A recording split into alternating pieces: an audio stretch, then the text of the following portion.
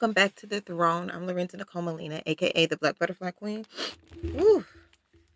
Happy New Year. Happy New Year. Let's see.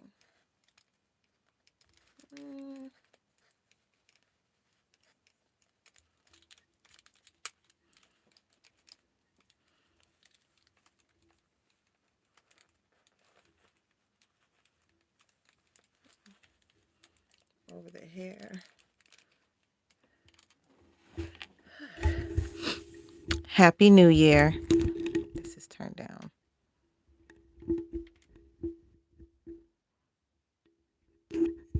Happy New Year.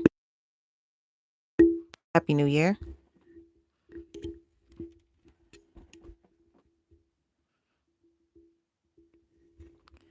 Happy New Year.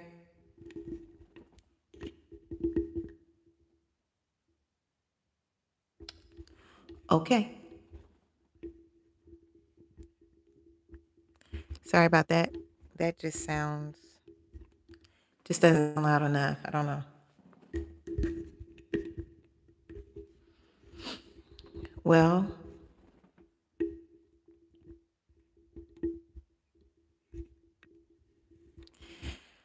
I guess we're going to just keep it like this. Okay. Sorry for all the back and forth. Happy New Year. Happy 2025. Welcome back to the throne 2025. As we bringing this new year, some of you guys know, like I just came out with a song, TRONUS, and I'm going to play that for us right now, and then we can get started.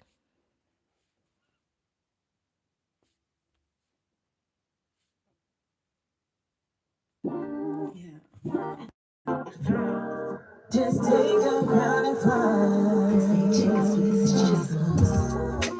Take your crown and fly. Choose a never die. Take your crown and fly. Take your crown and fly.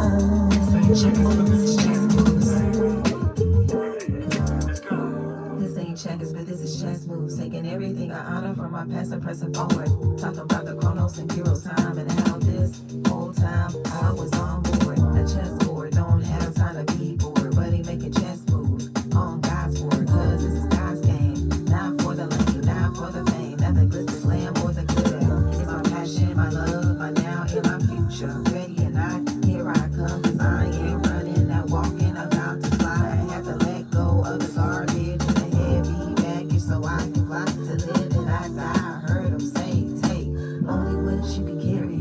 It's scary at first to feel so weightless, you're weightless. Just take your crown and fly.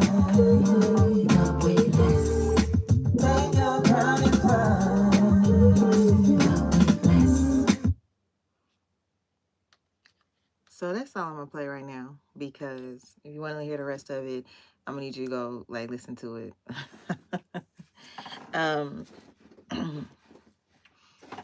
Okay, get all that too. Okay. But yes, go listen to TRONUS. It's out. The visuals will be out tomorrow and everything like that. But the audio is up streaming. It's streaming on all platforms. And yeah. So y'all, go support me and go listen to the video, watch the audio video. Audio video, visuals, the official video, and the lyric video will be out Friday. So today is the audio, tomorrow will be the official video, and Friday will be the lyric video. And they all are different, they all look different, so you're not getting the same exact thing but all uniformed. So yeah, they're all coming out back to back, so I'm excited about that. And then, if you just want to listen to it on your favorite streaming service, you can. I'm there. I'm there. So Spotify, Apple Music, all the things, so please feel free to check me out and send me to people, you know.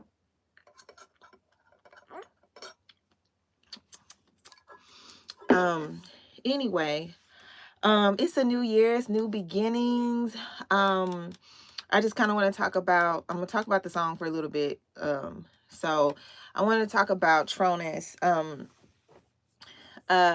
So it did come out January 1st today, but it got, one of the things that was exciting to me about it is that it got released, you know, all over. So in Europe, it was already out on their January 1st and on their streaming platforms. And I was like, that's so cool, you know, and I'm just excited. I just wanted to share that because it's, I mean, you know, I know there's people out here doing things really, really huge and really, really big, but I think like just little things like that, we got to appreciate the process of growth, process of the things, you know, not everything's going to happen all at once, but you know, I feel like it, you know, I just wanted to share that because it was something exciting to me. So I thought that was pretty cool, that it was set up that way. And also, you know, I learned something from Kev on stage. He shows, he may not show every little detail of his process, but he shows certain things that he's grateful for and has gratitude about along the way. And I think that's what really keeps him like human and approachable and personable and all that stuff, because like, I mean, seriously, um, we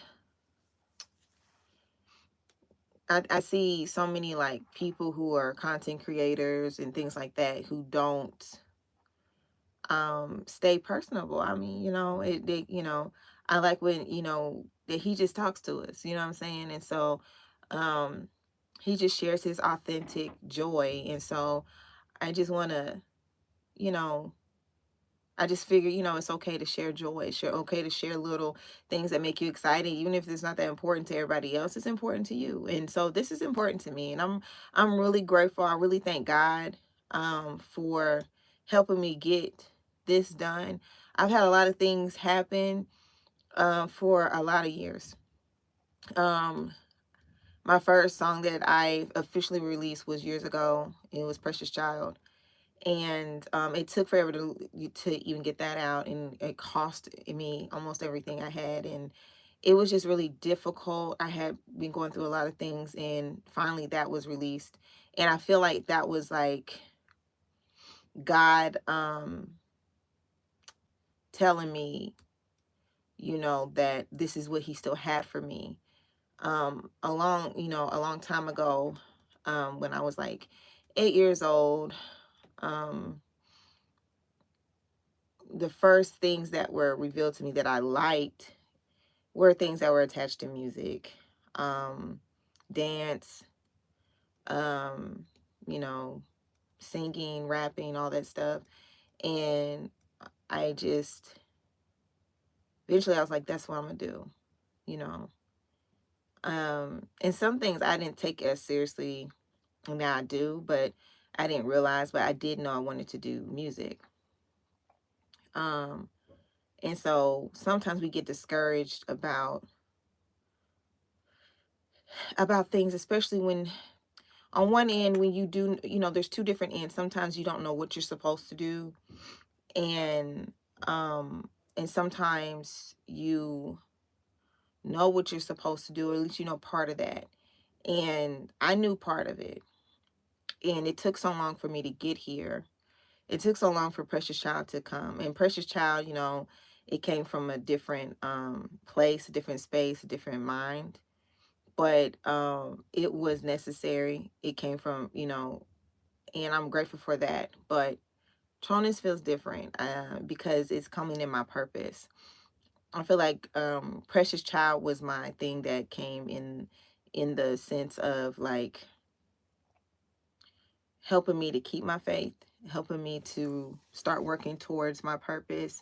See, there's purpose towards working towards purpose in the former, And now that I feel like I'm embarking on the latter part of life, like not necessarily because of age, but because of purpose, because everybody's former and latter are different and they start at different times in our lives. And when you are aware that you have a purpose and you're aware of part of that and it gets delayed or pressed down or pushed back for a while, it can become very frustrating because you all you see are obstacles. All you see things as obstacles. You see them as things that just get in the way. You don't feel like anything's happening.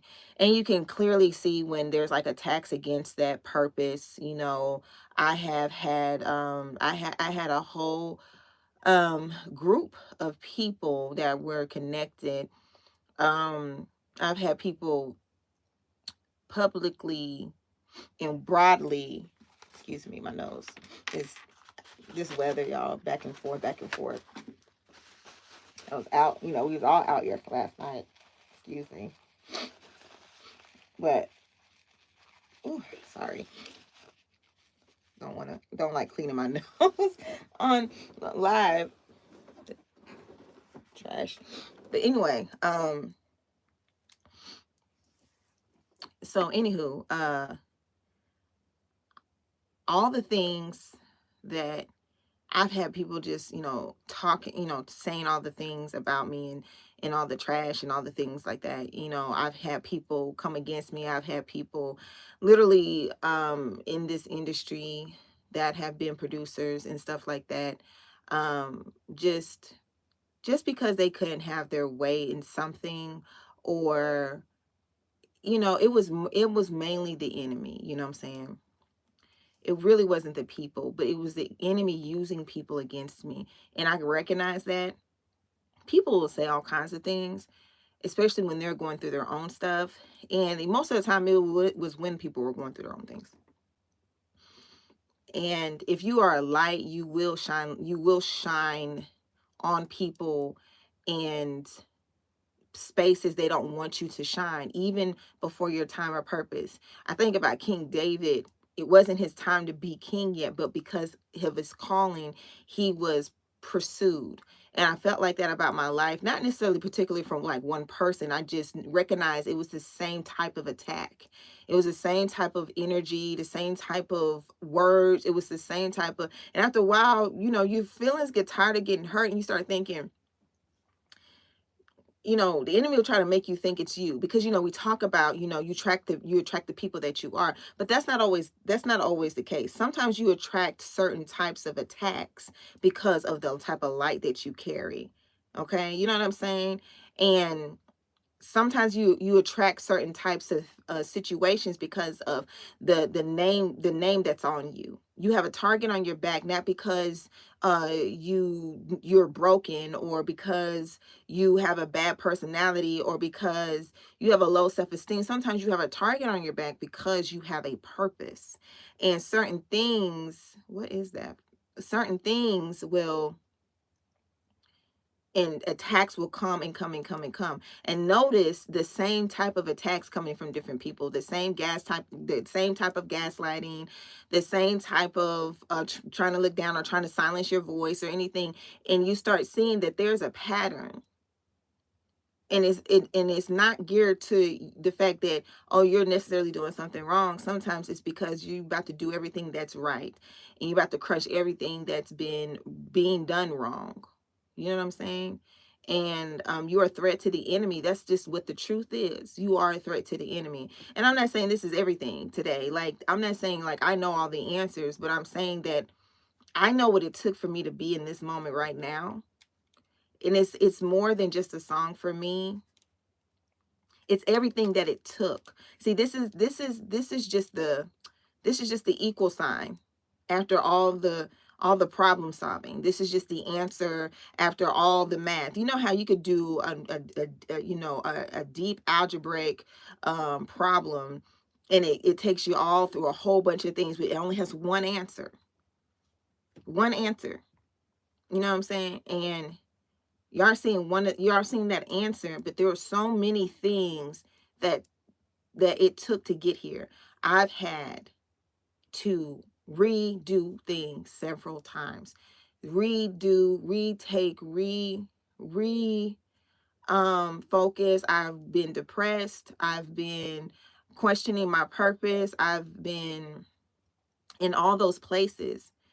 And to me, it doesn't matter if the world sees everything or not. This is victory today for me.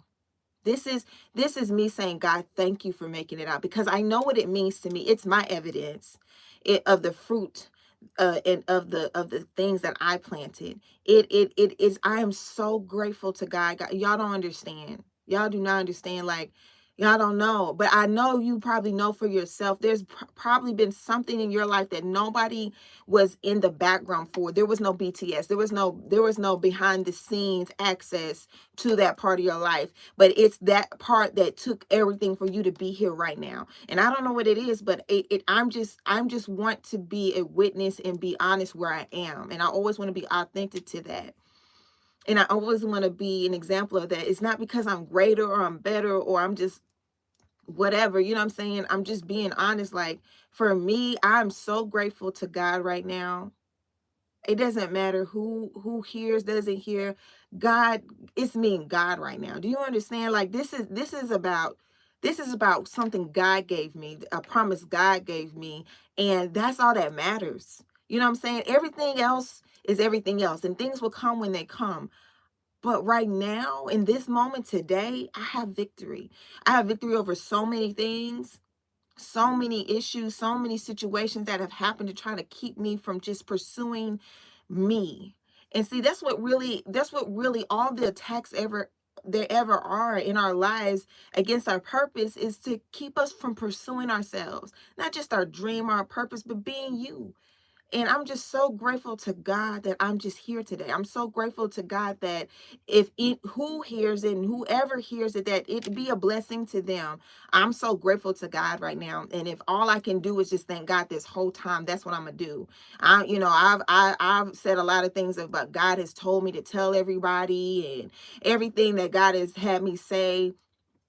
And throughout this whole year before and before then, when I was just doing audio and on, and only on Spotify, now I'm, all these things. It's like I did all this stuff, and I did it out of obedience. But right now, if I can just talk about how good God is, if I could just give God honor and glory for what he's done for me, if I can just tell y'all how wonderful he is, how you can, I keep saying how you can come to the other side of stuff. And I know it sounds so cliche, biblically cliche, spiritually cliche, faithfully cliche to say you can come out on the other side, but I don't even know fully what the other side is going to offer me, but I know I'm 10 toes down for whatever God got for me right now. You know what I'm saying? Like, I'm here, and I'm so grateful to God. I just want to give him honor and glory, because God he's everything. He's King of Kings, and he's Lord of Lords, and he's Jehovah Jireh. He is amazing. He is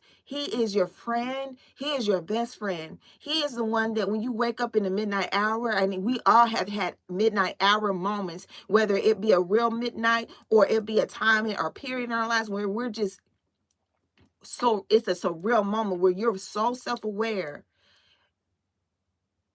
internally, while as you experience something so outlandish and so painful happening to you, and it's like nobody can see it, and you're like, this is too obvious, how can nobody see this? And only one that knows and that can see and that is also experiencing it with you is God. Like, he's a brother that sticks closer than a friend, or a friend that sticks closer than a brother. That means that, like, that spirit of God that's in our lives, that is in us, he is the one that is there with us. He's internally experiencing what we are experiencing, and he's seeing it from our perspective, and hey girl, hey sis, we're experiencing it, but he's experiencing it with us. He's experiencing our struggles with us, not just watching us go through it and doing nothing.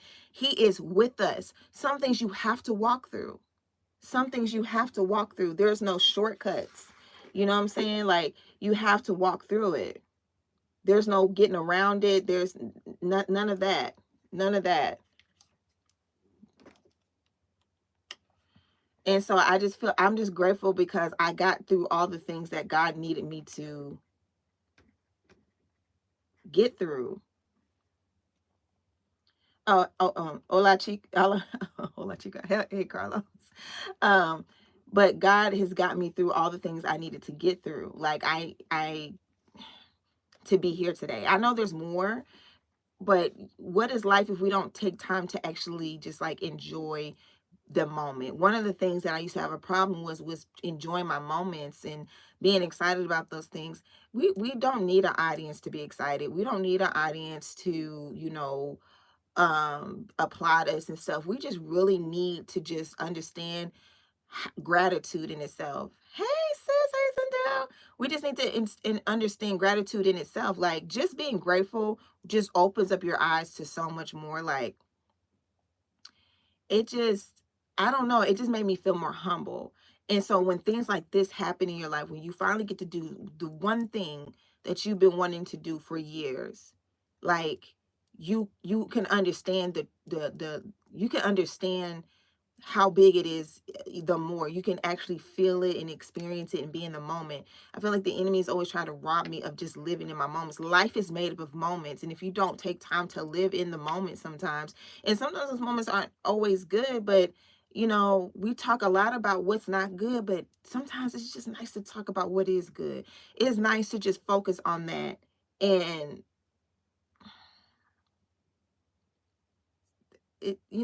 I don't know, guys. I just wanted to give God honor and glory. If I don't do nothing else, this is the first day of the year. This is and this is my opportunity. You know, I don't with all that I have, with everything that I have, I just need people to hear and know that I am grateful to God. I'm grateful to all my friends and my family that have supported me throughout the years and loved me, because you need people, but there's times where they can't even show up, not because they don't want to, but everybody has their own things. And it's something about the intimacy and the privacy in God that really shows you who you are and shows you who he is. He needs us to be okay with facing things with him sometimes, and not needing a cheerleader or needing those people. But he will send you a witness, but sometimes it's so quiet. It's because all he's I'm going to be your direct witness today. I'm not just going to send somebody, but some things just only God can do. And so that's my gratitude rant. I'm just grateful. I'm just grateful. I don't know. I'm just grateful, you know.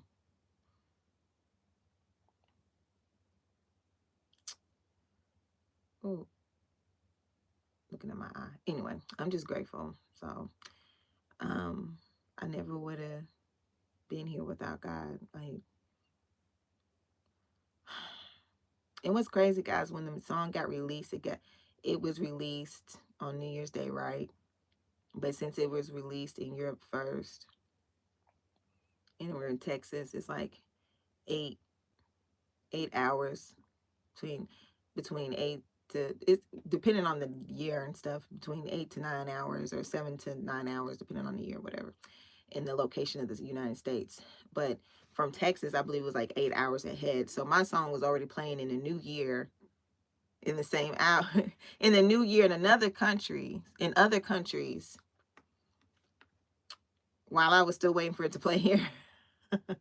And I just looked at the number though, number 8. 8 means new beginnings, and I just think that's so in line with today. We're at the top of the year, and it's a new beginning for me, literally. And we're going into a new beginning, and this is the thing: when God does something new, there's no predicting how that's going to turn out, other than His will being done, and that it also works out for your good. He gives us those things to be sure about. And I just really I know that it's getting dark, and I know that the world is crazy, and it feels like no hope is really here. But see, God really, he's light. And what light loves to do is show up in darkness. If there was no darkness, we would never really see God. We would never really fully understand the power that he is in that moment anyway. Excuse me, child, these eyelashes. Don't make me pull these eyelashes off in front of y'all, okay? But God, God ain't afraid of the dark. If anything, that's when he liked to work, because that's the whole point of light, is when it gets dark so you can see. We have a black canvas as a sky, not a white one like the artists have when they paint a picture. They don't start out, God didn't start off with a white canvas. He started off with a black canvas. Black is beautiful. I mean, if I say so myself. But he started off with a black canvas. And it's because of that you can see the light, and you can see the stars, and you can see the different things. But it's also, the black also is something that you have to search out and look things up, and it makes you have to reveal things have to be revealed to you, and you have to move with caution and wisdom and understanding. That's what being in the dark does. The darkness isn't always the problem. Sometimes the darkness is the safety haven, or a safety place, or even God's presence himself. Like, he needs it to be dark so he can be the light. But it's just the rule of thumb. When we look around everything, things grow better in the dark. Even you sleep better when you have all the lights off, no phones in the room, no TV. You sleep your best. The animals know when it's time for bed because the sun sets. They get confused when we have all these lights on at nighttime. You hearing the birds. Well, the birds see the light, so to them it's the sun, because there's the only thing that should be able to shine light to them is the sun. So if there's light on, then it must be the sun. And since the sun is consistent, then they're just going to go by that. They're not going to question it. They're just going to go by that. So that's why when you have a bird, or sometimes even with, your dogs, when you put them in a cage and you put a dark blanket over the cage, that's how they know it's time to go to bed, because it's not supposed to be that bright. That's their logic. It's just straight up and down. And so we don't understand the purpose of the dark. The dark is there to glorify the light. You know what I'm saying? I always believe that, like, without the dark, like, true darkness isn't evil, like, as much as we think. Darkness that is evil is the darkness that's trying to be manipulative. And I feel like sometimes even the things that are dark have been misunderstood, just like beauty and time and doing things with perfection. All those words and all those things that people use in life to explain stuff have been used sometimes with a bad understanding, because when you think about the beauty of darkness, it's not originally like negative or bad. We have put a negative connotation or an understanding on the word dark. We even aren't even done it with people. We have, of course, racism, but then we have colorism, where, the darker you are, the more evil you are, the demonic you are. And that's not necessarily the case. Anybody can be evil and demonic, or what have you, however you want to explain evil. But darkness is a mystery. But just like miracles can be perverted into thinking about magic, because when you think about miracles and what God talks about miracles, he talks about having faith and believing. Just have faith and believe, and then you see it happen. And sometimes people treat God's miracles like the magic of a genie. Well, if I just believe and don't put any work in. No. There is a way things are done. They sought the Lord, and he told them what to do, and they had to stick to that by faith. Because faith is an action word. It's not just sitting there doing nothing. It's, I'm going to stick to what he gave me to do until he does something. I'm going to be faithful with that. When people are married and saying, are you faithful? That's an action word. I'm married and I'm faithful because I don't do A, B, C, and D. I do 1, 2, and 3 instead, to remain in this space. So when we are being faithful, it's an action word. But too often, you see in the Disney movies and stuff and all that, where people will be like, oh, if you just believe, anything is possible. And they do the little bippity boppity boo and all this stuff. And I like my movies, but I'm just making a point, like magic is the miracle, the understanding of a miracle perverted, like in these movies, right? When you look at it, it's the same concepts, but it takes out, but without God and without the rest of it. And you can believe in a lot of things. It doesn't necessarily make that there's going to change. And sometimes people like, I'm just believe one day I'm gonna get $1 billion. I'm gonna win it from the lottery, and then they don't even play the lottery. But at the same time, okay, I mean, you can. People, it has happened, but in the meantime, between time, you gonna wait for one day, or you gonna still, do something so that you'll be in a position to do something with that, and maybe have the understanding on how to manage that money when you could get it, instead of waiting for it and not doing, not being prepared for it. So if you believe in something, God will give you steps in order to either be prepared, or he's going to prepare you for whatever he's about to do. Because see, we also have to be prepared for miracles. We have to be prepared to receive it and then live it, because miracles aren't just a moment that happens in your life. Miracles are things where God is really breaking a mindset and a stronghold off of you so that you can walk a certain manner. It's a deliverance so that you can be this. You can't go back though, because when you return back to something that God set you free from, 7 more, and it talks about that in the Bible, how 7 more demons or demonic things will be upon you, and it'd be harder to get out of it even more so.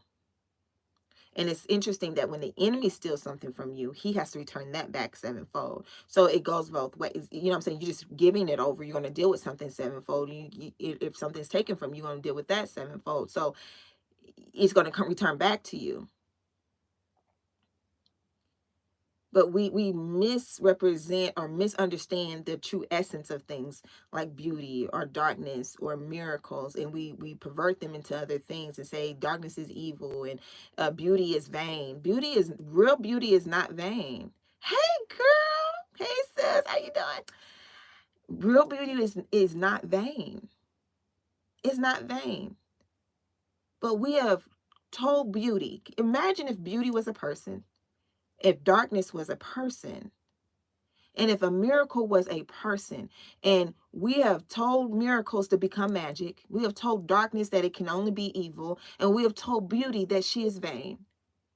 And darkness was, we have said darkness is evil, but the enemy will take what is true and what is good and what is God and twist it into things. This is where lies come from. He is the author of all lies, and he's the prince of the air. I mean, he has influence over the media in the air and what we hear and see. And so he influences our language and our perceptions and our understanding and our ideas, not just with TV, but how we speak to one another or the things we hear from each other. That's because word of mouth is everything. And if you're going to run a good business, you better get it out word of mouth. And the enemy knows that this is a business thing. See, he understands that there's a profit and there's to be gained from this situation.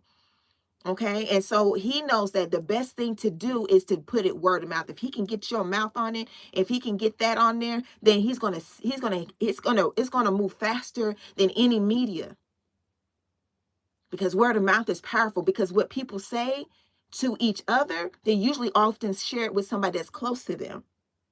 Whether it's a toxic friendship, relationship, or anything like that, they share that with what's close to them. And then when it ends up happening, that person believes them because of however you're connected. So he needs word of mouth. He's trying to mess up your business. He's trying to mess up your mindset. He's trying to mess up your structure. And we all know that businesses come from family first. So he's going to mess with your structure. Most businesses started through families. But if he can mess with your mind here and mess with words and twist words around, what do you think he's doing with the identity of those words? Like miracles and faith and darkness and beauty. Because faith is also the opposite of faith is worry. So now the question is, if he did that with language and in relationships, and he's done it with beauty, and he's done it with darkness, and he's done it with faith, and he's done it with all these things, what do you think he's done to you when it comes to your name? What has he twisted about you to yourself and made you believe the lie versus the truth? Is there something about who you are that you don't believe because, oh, but I don't identify with that? And this is the thing, it's not always something that's bad. See, sometimes we think that or good. Sometimes we think that, say somebody wants you to build buildings, and you're like, well, I never did that before. I've only worked in tech, and I don't see how I could be an architect. I only worked in software and hardware when it comes to computers and things like that. So I don't see how I can be an architect, not understanding that those gifts are necessary, especially in today's world when it comes to being an architect. But you believe this, and so you're only going after half of who you are because the enemy doesn't want you to know fully who you are. He's told you a lie about yourself. So you're believing a perverted understanding of because anything that's perverted means it's unnatural. It's not true to itself or true to its nature. So everything the enemy says is perverted, meaning he has taken its natural order and twisted it and given it back to you. It's like chewing up food, throwing it up and feeding it to you. It's unnatural. When something is chewed and swallowed, it should stay down. It shouldn't be given back to you to digest and be nourished from, but that's what he does with the truth. He rearranges it in a vile way and gives it back to you to break you. And so that you don't identify with who you actually are, but the idea that he gave you. He's done it with beauty. He's done it with darkness. He's done it with miracles, and he's done it with faith. He's done it in language, and he's done it with culture. He's done it with people. He's done it with religion, and he's done it with all kinds of things. Why wouldn't he attack your name? And I'm not talking about just through people, to you. Because you're the only one that can be you. So he has to attack and give you a different identity. He planted tare amongst the wheat. And if you look at tare and wheat, they can look very similar, right? You got to let them grow together. You ever see weeds that look like they have these sunflowers? One is an actual sunflower. Then there's a weed that looks exactly like a sunflower. And if you aren't educated on that, then you won't know. You won't know that that's a weed. And sometimes we are identifying with a weed when we are really wheat. Made to be ground, broken, and come back together, and fruitful, flexible, made to be agile, made to be moved by God, made to be replanted and grow again. See, we're more than a weed. See, a weed grows better when the ground's conditions aren't right. It's hard to get healthy plants to grow. You can still grow the healthy plants, but what will end up happening is that the weed will choke it out. The enemy's trying to choke out your identity, choke out who you are with a lie. And since you leaned against that for so long, to take it away will make you feel scared and vulnerable because you have depended on that. And so what ends up happening is that we end up having spiritual Stockholm syndrome with a lie, with that identity. Is not even our friend. There's nothing good about it. You're not even happy doing what you do. But you stick to it. Even though it's the thing that's holding you captive. It's the thing that's trying to choke you out. You have gotten spiritual Stockholm syndrome with the lie. Are you going to let that continue to happen? Are you going to let the enemy continue to get permission from you to hold you there. Because see, he still understands that even if you don't know who you are, that he knows who you are. He knows that you have authority and power. And he's getting permission from you to keep you there. He's using your free will against you. He is using you to produce his ill will towards you.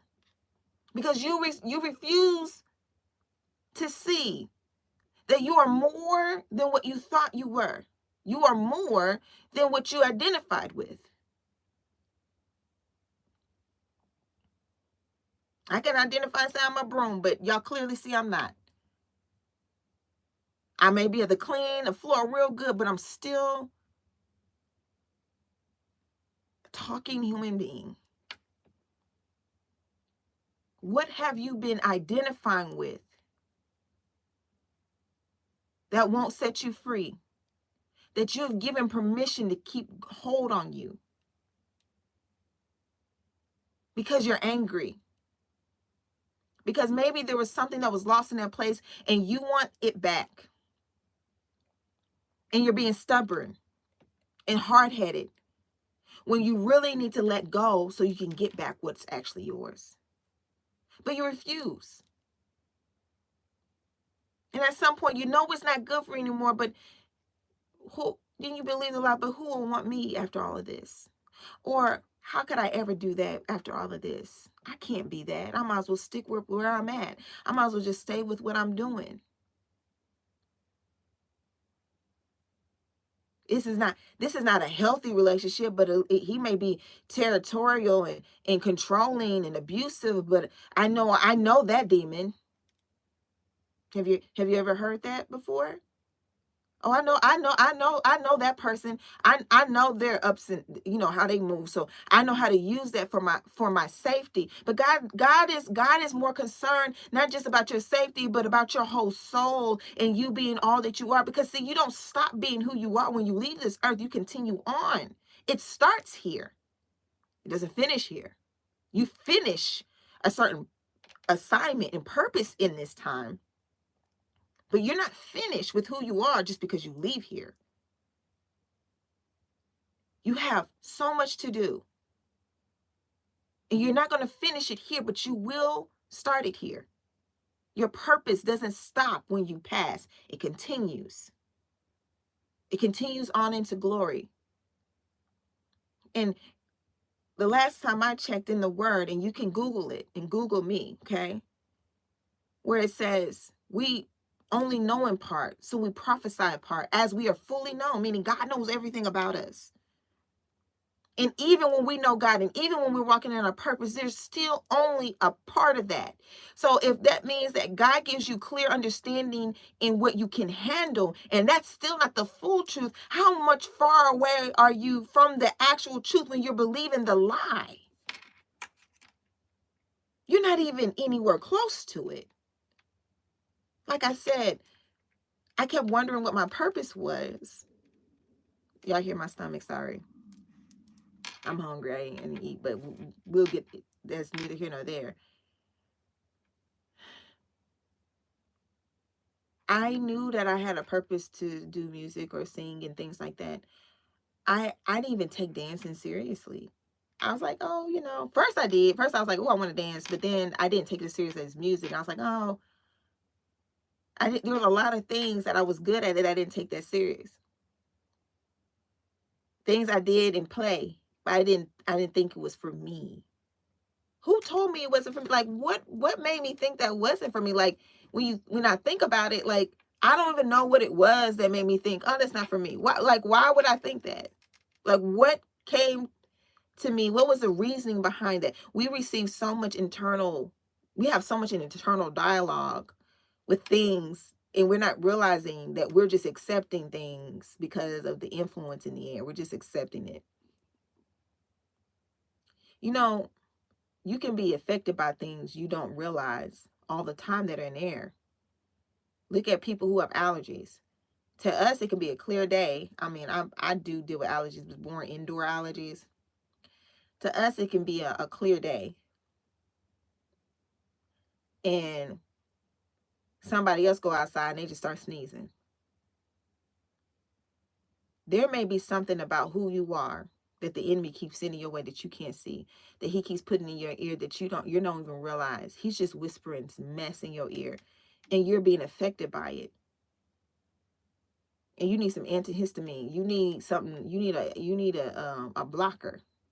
You need the blood of the lamb to cover your ears, to rearrange your mindset. The enemy over there playing checkers with your brain, and God's trying to give you a mind of a chess player.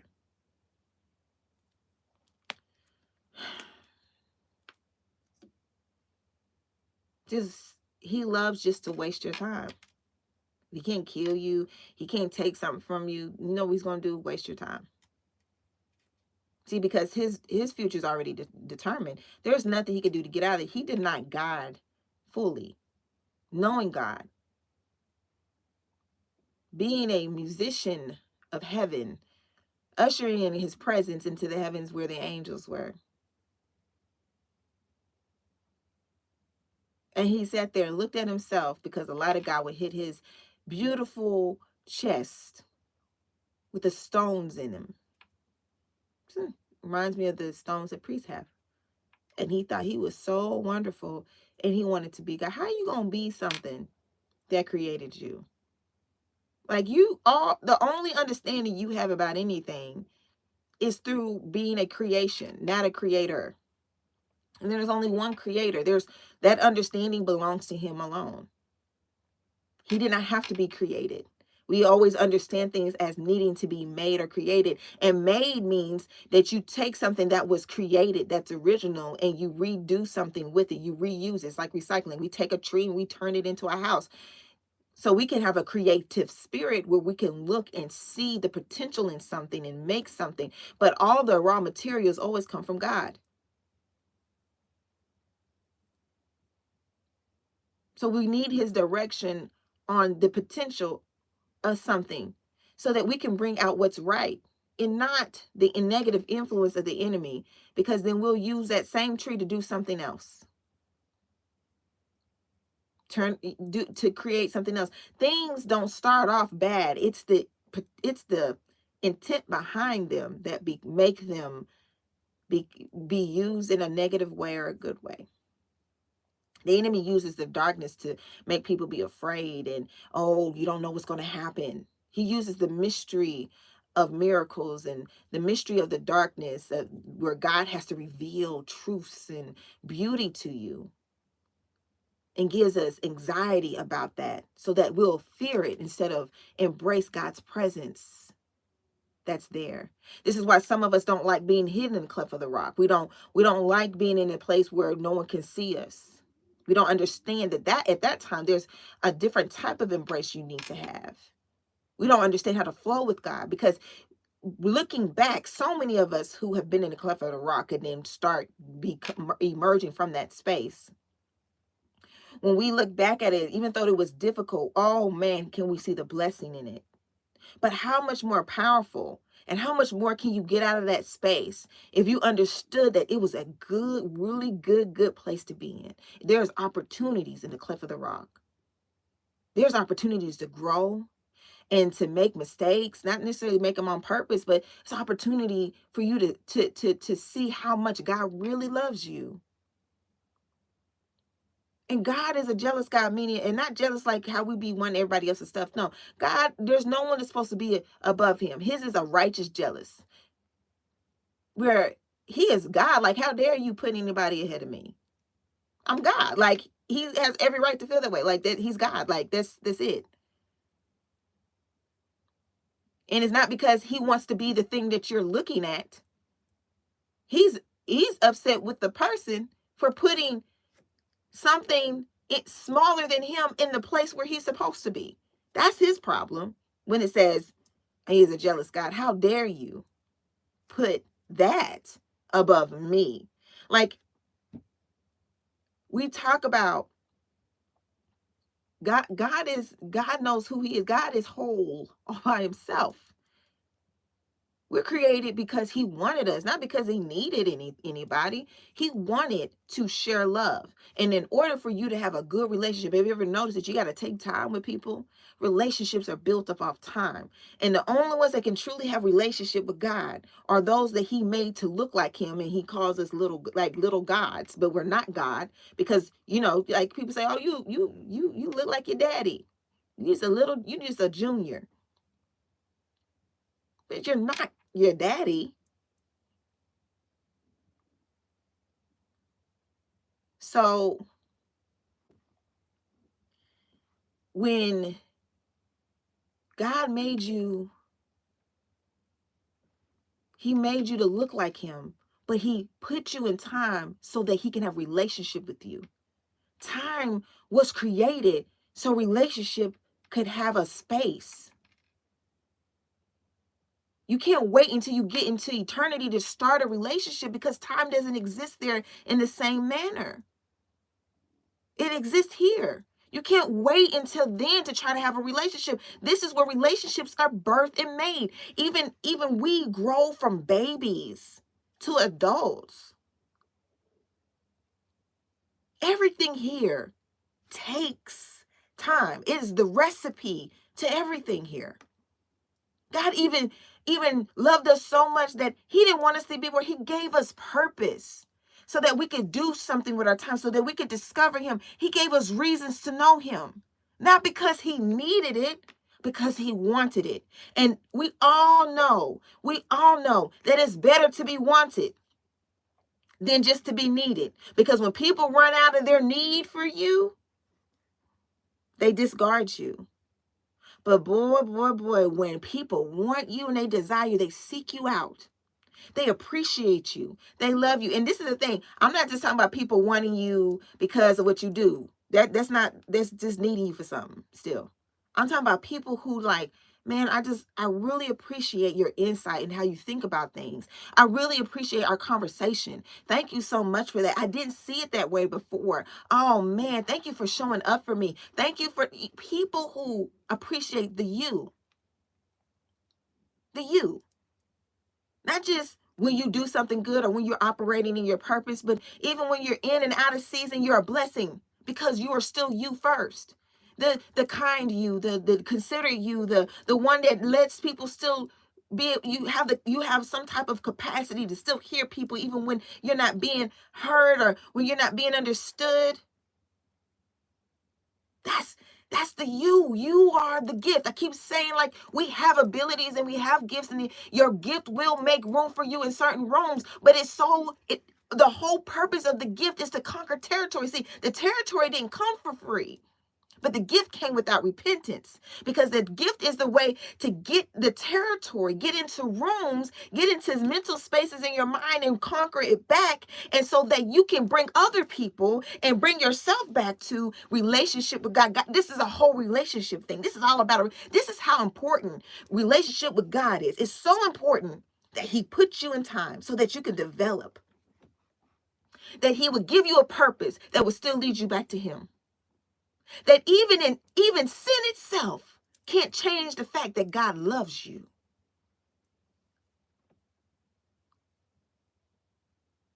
Even if I make my bed in hell, God loves me. Meaning even when I make bad decisions that are leading me away from God himself, he loves me. Because his love is not based out of what I can do for him. It's based out of his desire to express himself. God expressed himself when he made the constellations and the stars. And God expressed himself when he made the animals. And God expressed himself when he made all the creatures that we are yet to know and that we know. All the angels, all the different types of angels and spiritual creatures. When God made all the things. But man, did God express himself when he made you. Because you're the only being, the only creation that can have relationship with God. We can come to God in servitude, but he lifts us up in relationship. You want to be lifted out of your situation? You can come to God as a servant, but just like the prodigal son, the father said, grab my robe. He lost everything. His birthright was gone. Put a robe on him. This is my son. That boy left with his birthright, his money, and spent it all out everywhere, eating pig slop, struggling. And he thought, even God, even my father's servants are treated better. It's better for me to be a servant of God if I can't be nothing else. It's better for me to go serve him if I don't know nothing else. It's better for me to serve him to be out here in these streets with nothing. I done wasted everything I had. I done wasted everything. And maybe you think it's too late, but it's never too late. Because God is giving you the time. Time is an ingredient to relationship. And you still got time right now. I don't know how much you got. I don't know how much time is in your cupboard for a relationship. I don't know how much seasoning you got left. But if you just give it to him, God has a way of multiplying what you give him. Because time is an ingredient for relationship. And if you want to be lifted out of your situation, you got to give God some time. And you got to want it. You're not always going to feel it. But see, God wants to be desired too. If he wanted you just to serve, he could have just made you an angel.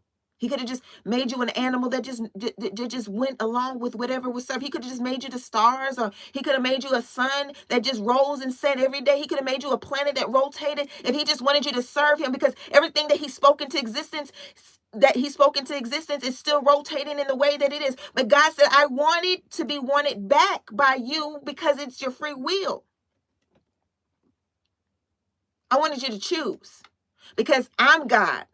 And I have free will to choose. And I need to make you like me to choose to love or not. You are like him because you can love or not love. You can choose that. The enemy has taken wholeness and gave us brokenness. Has taken understanding and knowing who God is and gave us the fruit from the tree of knowledge. We traded in presence and time with God. God started us off with relationship. The enemy is the one who made it toxic. And you can still know it because Jesus came back to repair that. And so now people will not just go to hell because we have been divided from God. We go because we don't choose him. The tickets are already purchased. Can you imagine? You have full access to the concert. All the drinks have been bought and the hotel fees have paid for, and even the clothes that you need have been personalized for you. And God is just like, if you can just take a little time to come down to the front desk and pick up your ticket. Just give me a little time and come get your ticket. All I need is you to get your ticket and you have full access. I already paid for everything and you playing around.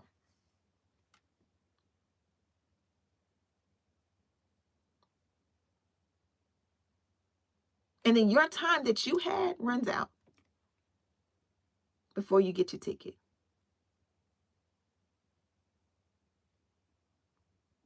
Don't lose out on something because of illogical reasoning. Because this is what's cool about God. He will take you as you are. And you can figure out all those things, the ups and downs of what you deal with, and all, but do it with him. Well, I don't know if I can commit to God. God, do you love him? We all go back and forth as human beings when it comes to committing to God. I say I love God. I confess with my mouth that I love him. He's my savior. His son, his only begotten son, meaning directly from, purely from, directly kin to his only begotten son, because we're still his children, but we're not directly from, we're not God himself. He sent himself for us. Can you imagine sacrificing somebody in your family that you're the closest to to save somebody you don't know or somebody you used to know that you're not close to anymore. You don't know where they are. You don't know if they even receive the help. You don't even know if they even listen or that they even care. But just for the opportunity for them to remember, you send the only person that you know in this world that you love the most, that is the only one that you know for sure is like you, to give themselves away for the opportunity that somebody may never take. That's what God giving us Jesus is. That's what it is. That's what it is. And so many people keep telling him they're not ready. When we can't even get ourselves ready, he already bought everything. Everything's there. But you know what? The enemy also tries to get us to identify with that. We're not good enough. Well, guess what? Neither am I. I don't deserve anything from God. I can never be what he is. I can never be so good and so pure. I'm going to make mistakes. I'm going to disappoint people. I'm going to be the villain in somebody's story. I probably am from their perspective, or maybe from something I actually did. Sometimes I'm aware, and if I'm aware, I go apologize. If I'm not aware, I'm not aware. But I'm not all good just because I love God. It's God that makes anything I do good. I'm not the good. God is. God is the good. God is the good. I'm not perfect. God is. I'm not great. God is. I'm just me working on my relationship with God. Someone who loved me first, because without him loving me first, I wouldn't understand what love was. See, sometimes the love is a trigger word, because even love has been twisted and perverted. So when we hear it, it makes us uncomfortable. We can't deal with that. It makes sometimes some people's stomach turn.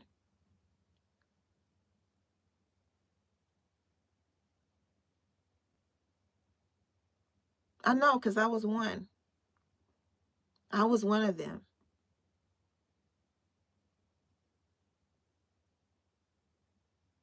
And when my godfather passed, who was a man of God,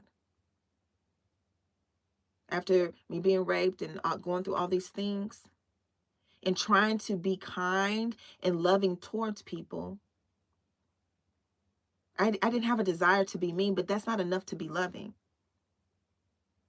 I don't want to hurt nobody, but that's not enough to be loving. Love is an action word. So you could try your best not to hurt people. I don't want to do that. But there's the other half of that is, but can you be loving though? It's one thing to withhold an action, but it's another to give it and give it away freely. And my godfather was a minister, Pastor Nathaniel Standifer, also my uncle. And he had this way with God, the way he loved God.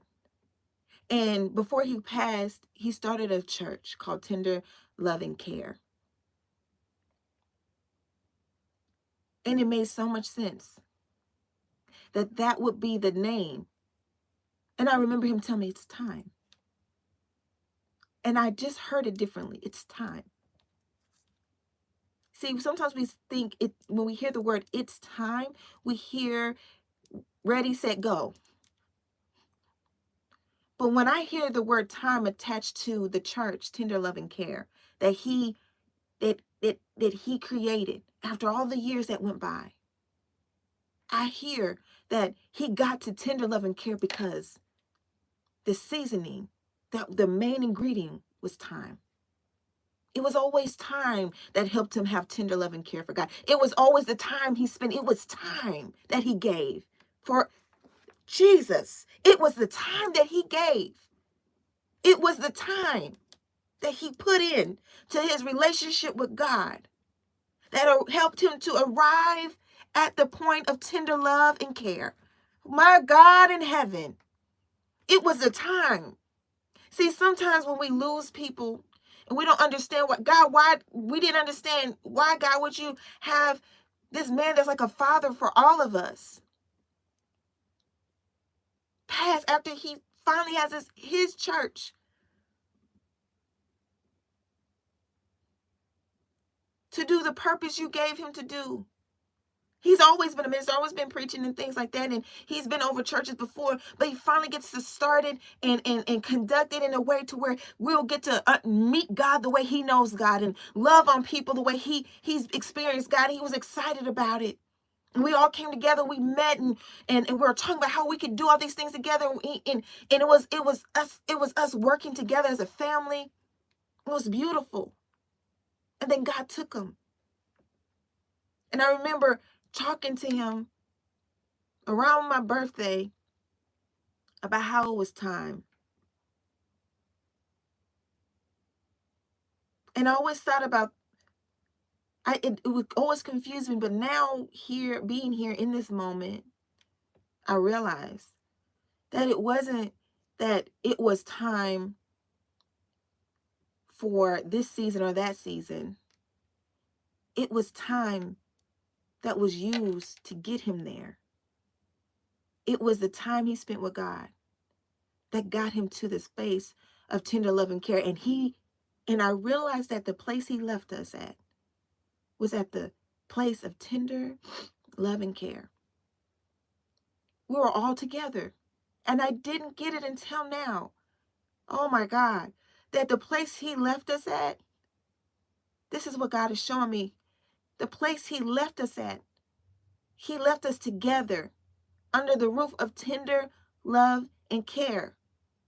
You can literally see the building on the corner of the street. Tender love and care was the corner. That was at the corner of two intersections. And you know what he pulled on for all of us? Our gifts. Tender love and care was made up of everybody's gifts. I offered me to draw or do any physical art that was needed to help support the church when it came to ads, and which is crazy because I didn't even know I was going to be doing social media and being a content creator.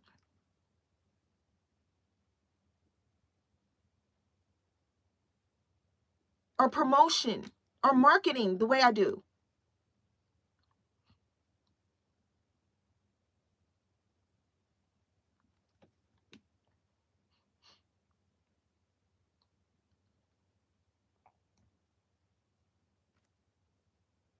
When he passed, I had had enough. And I remember asking the Lord, I said, God, show me what you really mean when you say love. I want to know what my Godfather knew when he said, God is tender love and care. I want to know what he meant. I could see it and I experienced it. Like I could feel it around me when he was near. But now that person was gone, and that space where that was gone from me. And I couldn't, it couldn't die there. There's no way that it's just gone now. That must mean if he got it from God, then that means I can probably get it from God too. It made me look after God more, seek after him more. And guess what I end up doing? Because of tender loving care, I end up spending time with God and understanding it more for myself. And now I'm here because it was time. It was time to speak. And it was the time that got me here. It was Chronos and Kairos. It was destiny. And it was linear time. It was intentional and purpose. It was lined up. It was steps ordered by God. Even in confusion, he had me. Even in the tornadoes and the winds, God was rearranging things, but his finger was on it the whole time. God is strange because we cannot fully understand everything he does. But you know what he calls his children? Peculiar. because we are like him. We move in a way people can't understand because then we start moving with his spirit. So if you want to elevate and you want to grow and you want to end up at the corner of tender love and care, give God some time.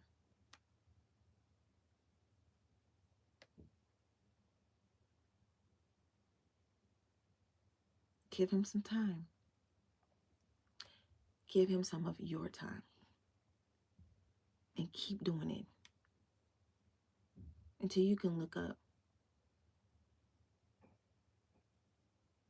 and know that the time you gave was bigger than trying to get to a moment in life. But finally, this is going to happen. It was more about the time that was given.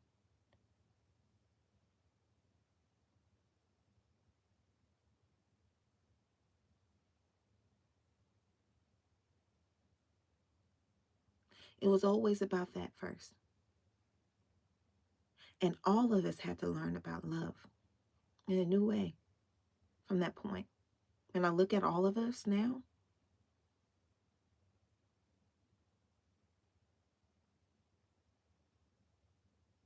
his greatest ministry, he didn't know he didn't know it was going to be leaving. One of his greatest part of his ministries was not just that we all have to leave this earth, but it's how it happened. Is that when he did, it was at tender love and care that he left with us. And let me tell you something about this man. If you don't know nothing else about him, the biggest thing that I felt that I saw in him and experienced, through him, was that nobody's perfect. But man, when I tell you the love of God, and all the things that, when people pass, when you love them, you only remember how they made you feel, what they did for you. The things that they did in the quiet spaces all of a sudden become the most loudest thing in your life. The words of encouragement that they gave you that one day when y'all went to go get burgers becomes the most pivotal, poignant speech in your ear. Small little short sentences, because those things were capsulized by time. And when you lose somebody this way, all you have left is the memories time has held for you. And God made sure that we will remember tender love and care, because that is the most permanent thing, most recent thing that was happening right before he went on to glory, to continue operating under direct tender love and care. And I'm so grateful for his life, and his life was a ministry. I'm so grateful for him fathering me, even though he didn't owe me. See, he gave that away freely. He chose to love me. I wasn't his direct daughter, but I felt like one.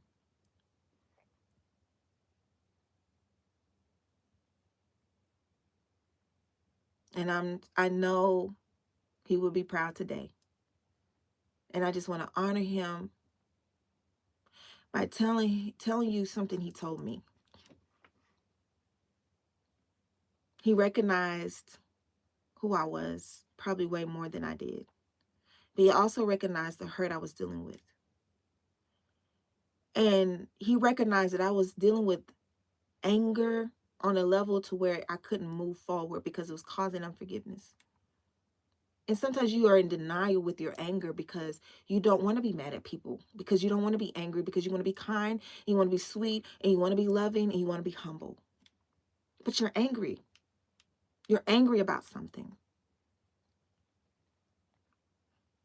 And it was because I had the desire to be this, but I couldn't fully do it without dealing with the anger. And I was so used to pushing down how I felt, I didn't even realize that I wasn't dealing with something. I was so used to just having to keep going. I didn't get time to process things. But sometimes you're dealing with anger and you want to be the loving person. And the only way you know how to do that is withhold things. Withholding things. Sometimes that's not even the answer. Sometimes being honest and telling people what's going on is the answer. Because if you love them, then you will trust them to deal with them. You let them have the opportunity to grow with you.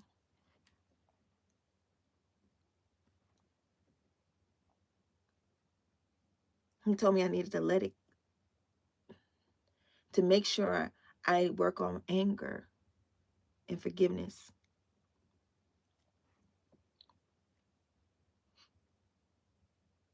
He said, don't let anger like hold you back. He had saw the things I've been through.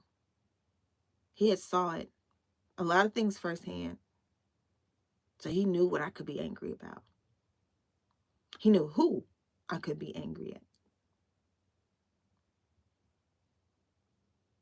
But he didn't want to watch my beautiful spirit go to waste because of anger, or be held back from knowing the tender loving care of God that he knew because of anger. And I wish, some part of me wished that he could have seen what I was about to do, but I think God had already showed him who I was, for the reason why he gave him the message in the first place. And without his life and the time and the way he gave it to God, it wouldn't have been a strong enough message to me to be able to do what I did. He witnessed to me by how he lived.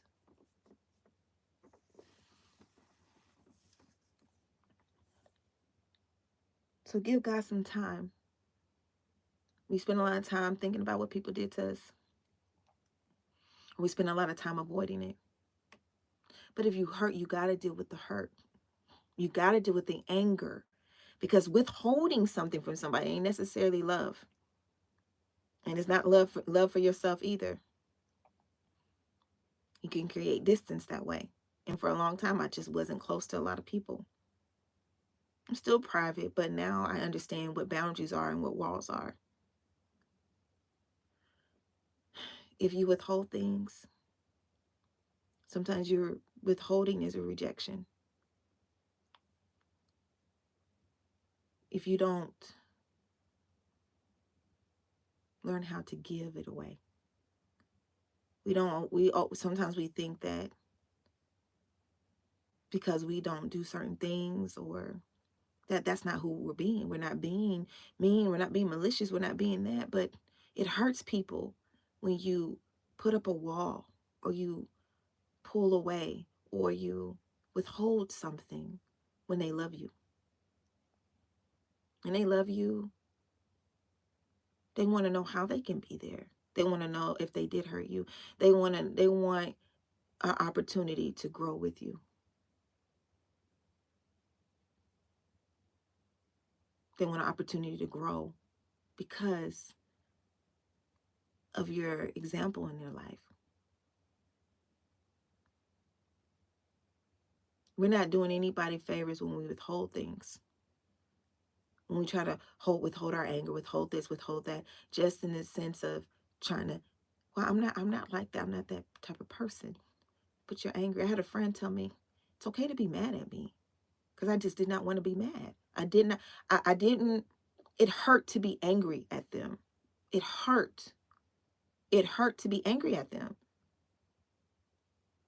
But I didn't want to deal with that truth that it hurt to be angry at them, because I needed not to be angry at them. I didn't need them to be the person I could be mad at in that way.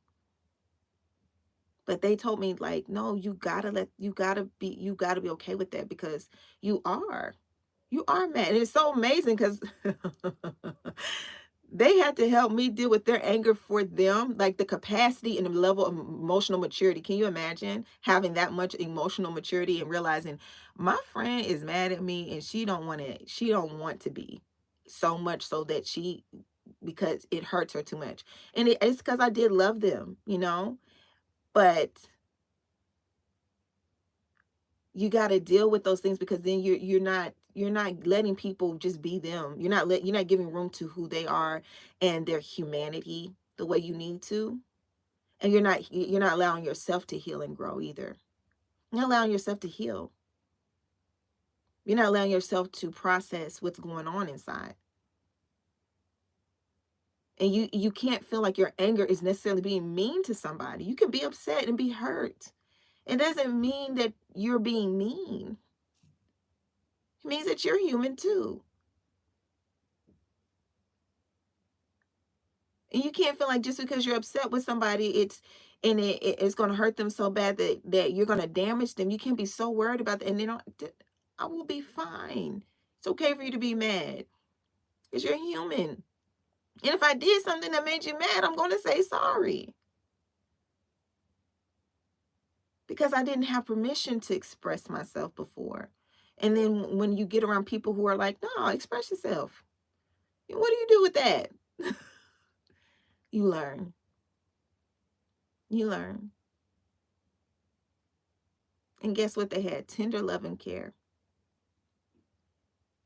But it was going to put me at a distance from things that God had created, relationships that God had put together, relationships that God had took time out for. And I was going to put a distance at it, because I didn't want to deal with the fact that I was angry. It's just because it hurt so bad to be angry, because they are who they are to me. But God wants us to make sure we have people in healthy places. And sometimes it's not that they're not in a healthy place. Sometimes it's just that they have been so good at doing what's right by you. You don't want to damage your relationship by being angry. What if I take something out on them in the wrong way, and they never forgive me? They push me away. I don't want to lose this person just because I'm mad. I just deal with it by myself and find a way to let it go. And really, you need to bring stuff to people. That's what God tells us to do. Because maybe you misunderstood something, or maybe you didn't, and they are unaware, and you're not giving them opportunity to love you. And you're not being right towards yourself either. You're not loving you. You don't have to be yelling and angry and stuff. You can find a way to maybe write it, put it in a letter, put a disclosure on there, disclaimer on there. I wrote this with this type of heart and mindset, so people know, like, you're not trying to be, rude or whatever, but still say what you need to say,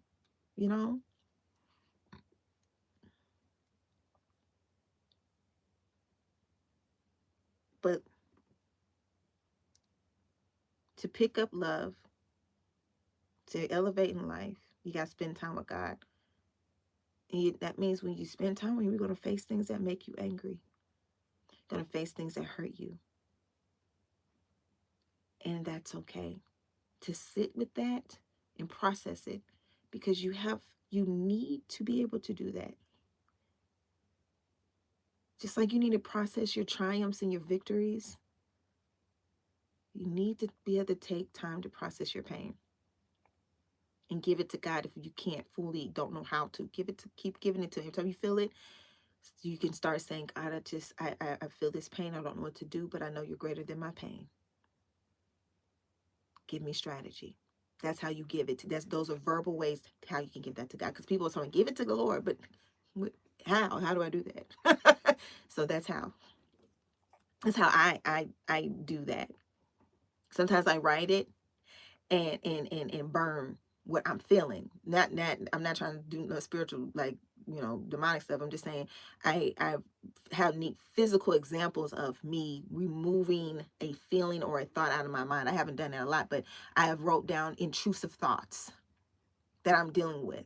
And I'm like, God, I just help me to get all this away from me and throw it in the fireplace. Just throw it in there or whatever, because I just needed to get it away. It's not a practice like I do every day or a ritual or something, but it's just something I have had to do. Sometimes I've drew a picture and ripped it up, or I go painting, or I go something. I need to do something physical because I'm a physical person, but that's not for everybody. But deal with anger and take time with God. And if nothing else, take time with God. Okay? Because that's what's going to elevate you out of the space that you're in. Okay. I'm going to pray, and then I'm going to let us go, because I think I've been talking for a while. So,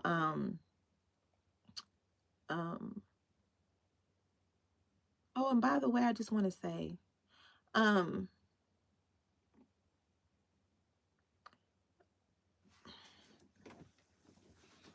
see something. Excuse me.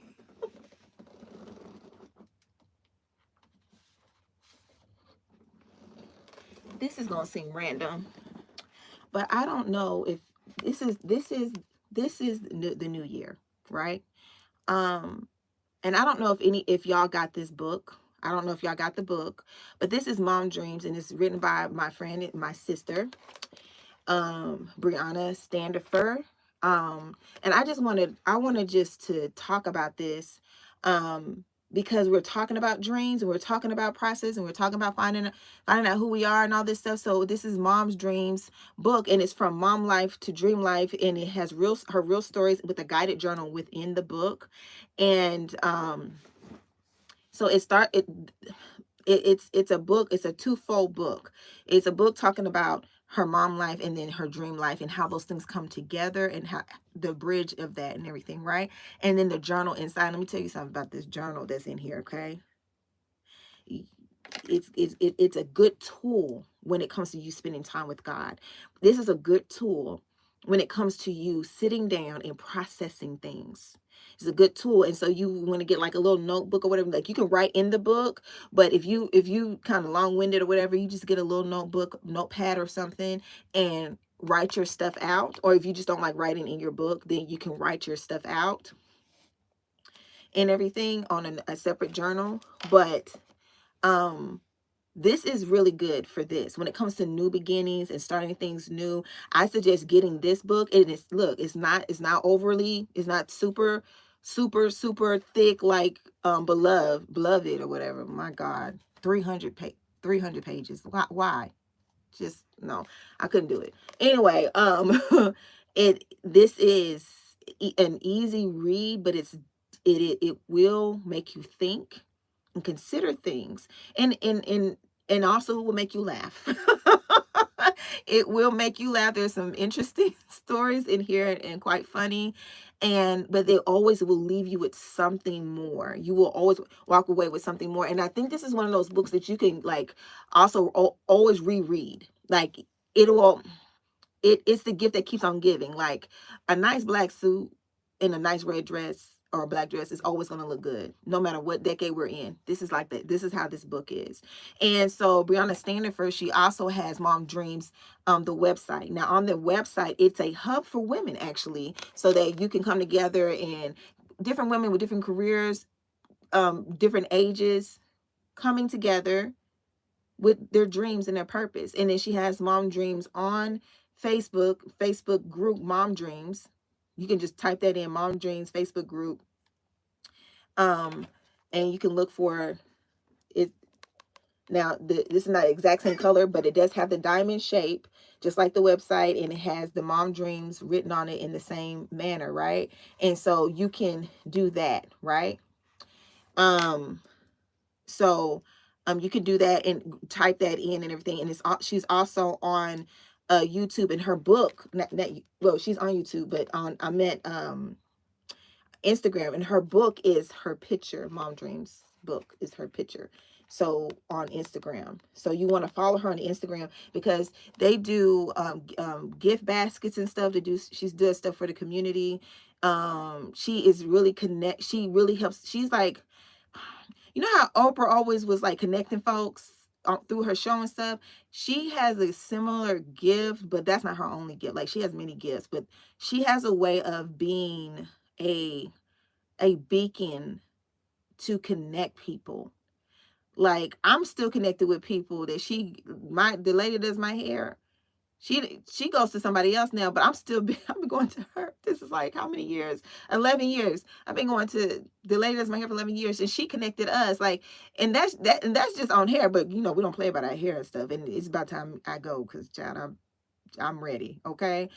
But the lady that's my actual hair, she connected me too, and other people. Like, she's done so many things like that. And so I just think, like, this is a good book to start with. If we're talking about new beginnings, I really think y'all should pick up Mom Dreams. It's on Amazon. I'm going to try to make sure I remember to put the link in my caption, but it's on Amazon. So let's go ahead and get behind getting this book. Okay. Get this book and things like that. Y'all need to get this book. And then whilst I am here, there are, I hope this is okay for me to say. I know another person who is also,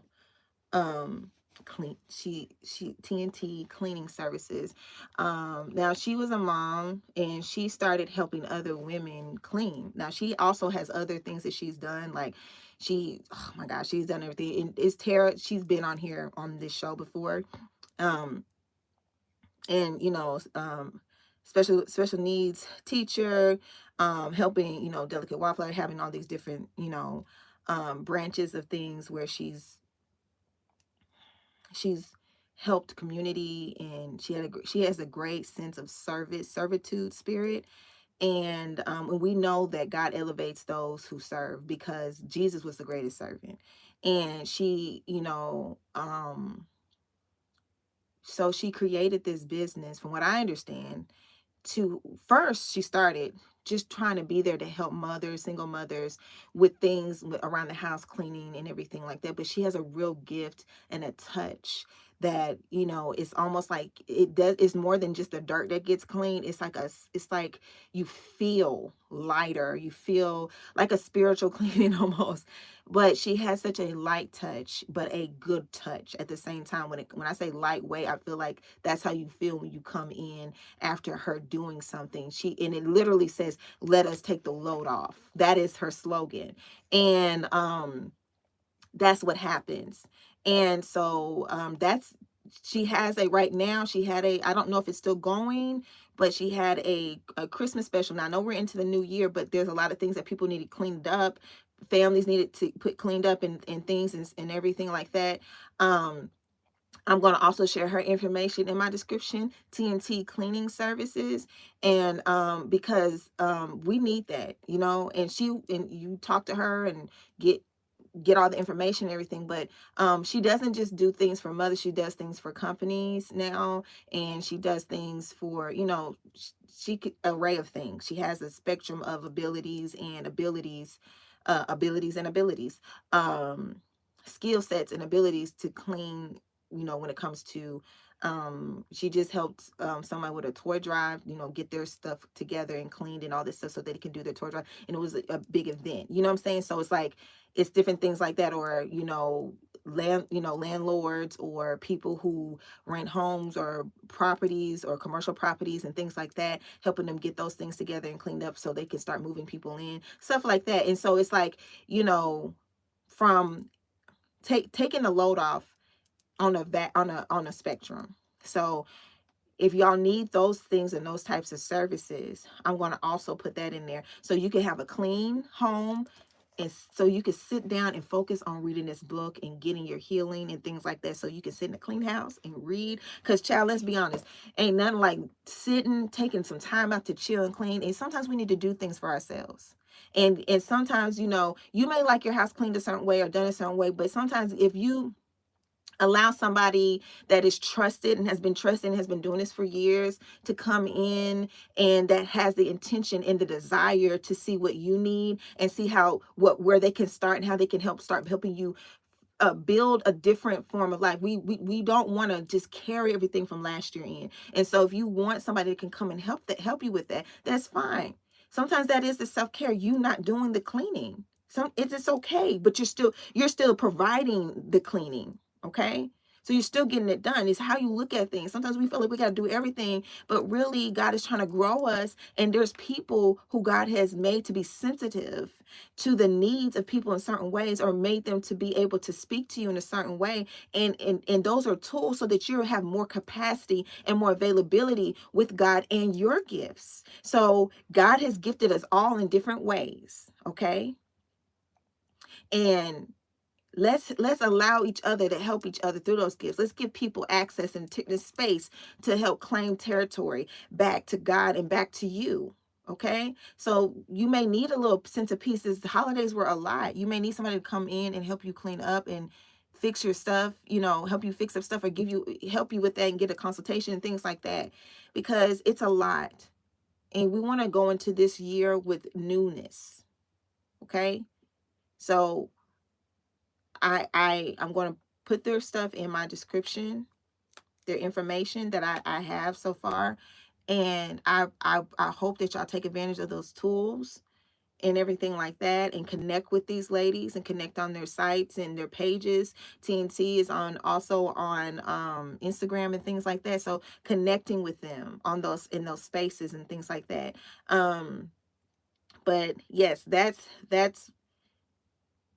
was random. But I think it's important because we do need to start off brand new. Oh, and by the way, don't forget that after you read, you can always listen to Tronus and watch the video and everything like that, and listen to me in the car if you want to. But I am on all streaming sites and all services, and I'll make sure I put that also in my description and everything. But thank you guys for coming to the throne. I hope that today has been a good day. I hope that this is a good start. And even if it doesn't feel like it, don't set up a negative mindset for your year. Go ahead and be like, you know what, this is not starting off the way I want to, but that is not a necessary, doesn't have to be the defining factor of your entire year. Like, you know what I'm saying? You choose who you're going to be here, and that's what matters, okay? You're the boss. Choose this day who you're going to serve. You're going to serve the pain or the negativity or God. You know what I'm saying? So, and I know some of us are really hurting because we've lost some people and things like that. And so I don't say it lightly. But when you praise God in the middle of your pain, it's amazing what it does for you. And so I know sometimes it's hard to muster that up. People are dealing with heavy loads of grief, but this still is not the sum of you, what you are going to do. It is a part of your story, and it may be very painful in this moment, but you're being thought of. And I'm praying for anybody that may hear my voice that is going through something heavy in this moment, grief on any level, whether it be a person or a thing or a home or just a situation change that was just so drastic and debilitating. I'm praying for you. I'm praying for peace, clarity, the warmth of the Spirit of God around you, understanding, witnesses, and help, and allies. In Jesus' name, this is what I pray for you guys to have, and comfort and peace in the midst of the storm. Okay. But okay, I'm going to say a prayer. God, for anybody that wants to know you, Lord, I pray that they just confess with their mouth now that they know that Jesus Christ is Lord, and that they want you to come into their heart and live in their life. In Jesus' name, amen. So I'm going to go ahead and go. Thank you again for coming to the throne. I'll see y'all next week at the throne. And until then, please be safe. Enjoy your first week in this month. And I'll talk to you later. Bye. Ciao.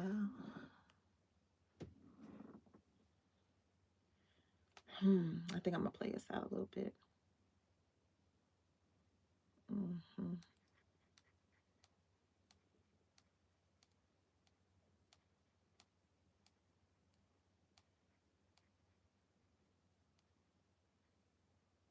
I've had some good days.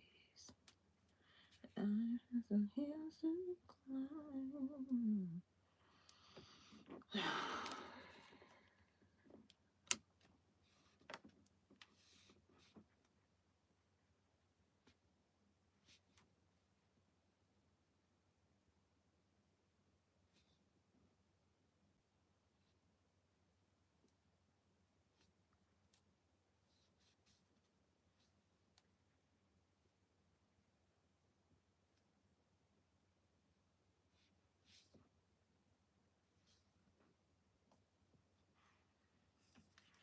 just play us out.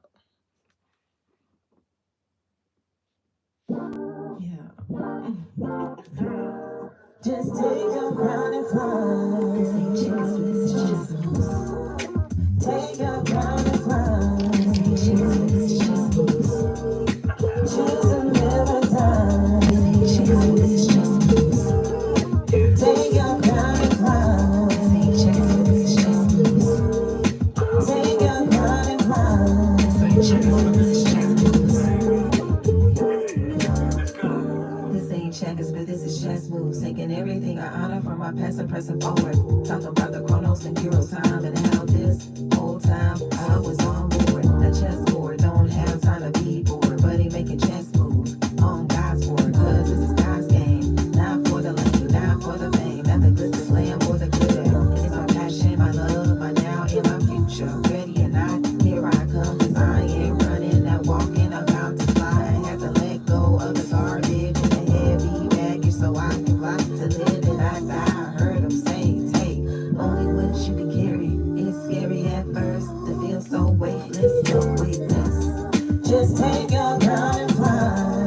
No weightless. Take your crown and fly. No weightless. Choose to live or die. No weightless. Take your crown and fly. No weightless. On others, rely on you and the truth. Cause this ain't no child's play. No fairy tale, no carnival kissing fruit. This ain't never, never land, ever land. Cause we came through the quicksand, taking the right hand. But no handouts, cause nobody's getting props for pops. He carved my path out. I came a long way. Yes, I got a ways more to go. My work is never done. All my dreams are hung upside down, topsy-turvy. And it's time for the spinning wheel, the cycle's in. So I'm taking my crown and my ring. A queen with black butterfly wings. And I'm going up. One more time with me.